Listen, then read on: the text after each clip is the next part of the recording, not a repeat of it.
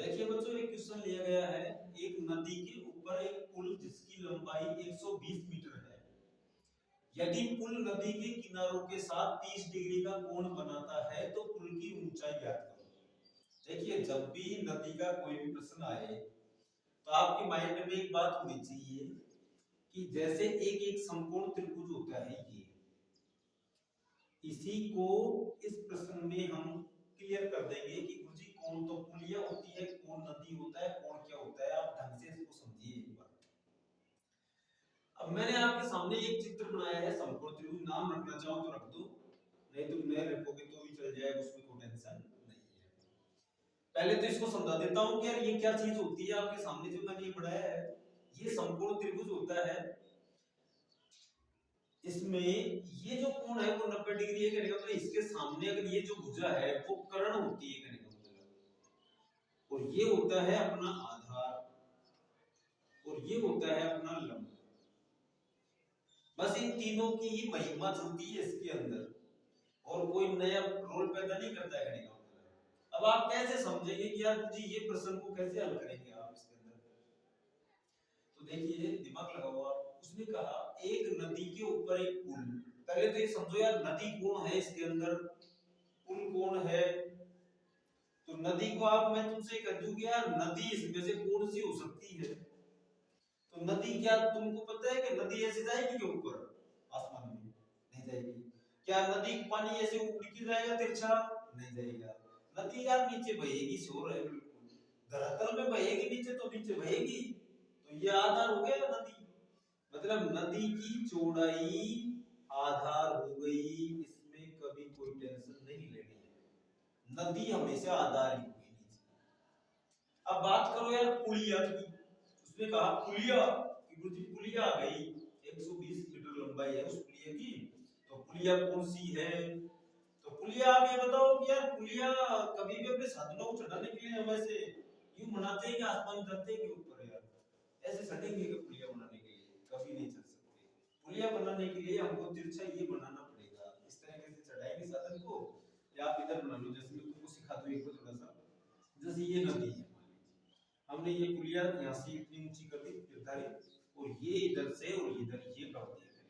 ये क्या चीज सिखा रहा है आपको कि यहाँ से साधन आएंगे, इस पुलिया पे चढ़ के इधर से चढ़ के, तो पुलिया ये हो गई कहने का मतलब।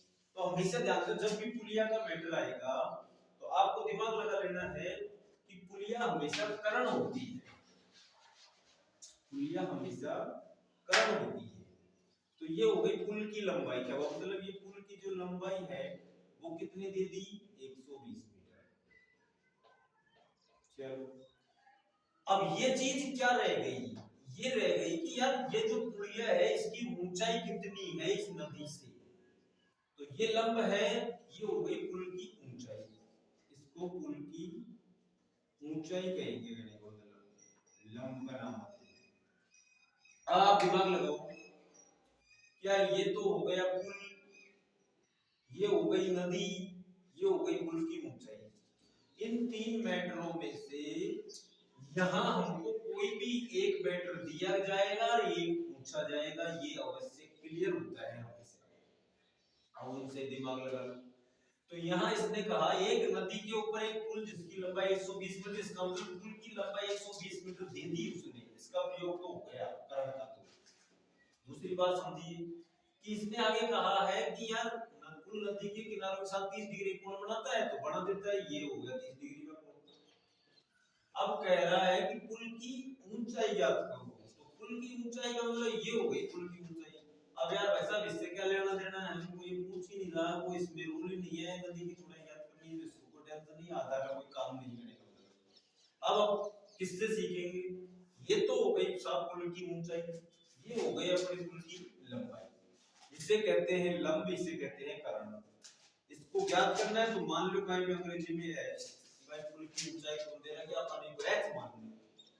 ये तो मैंने तुमको लिखा है हिंदी में, इतना बड़ा बड़ा तो होने की जरूरत नहीं है, कोई टेंशन नहीं। मतलब ये ऊंचाई हो गई h।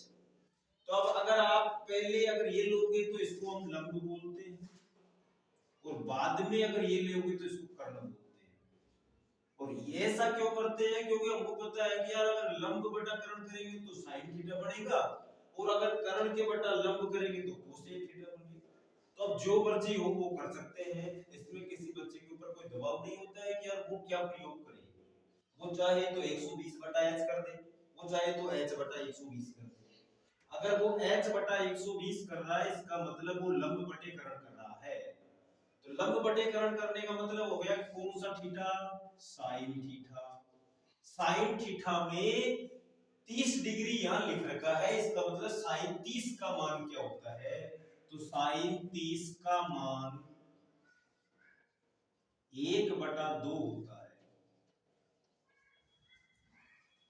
तो h बटा 120 बराबर 1/2, यहां से वज्र गुना करेंगे, 2 को h से गुना करेंगे तो 2h, और 120 को 1 से गुना करेंगे तो 120।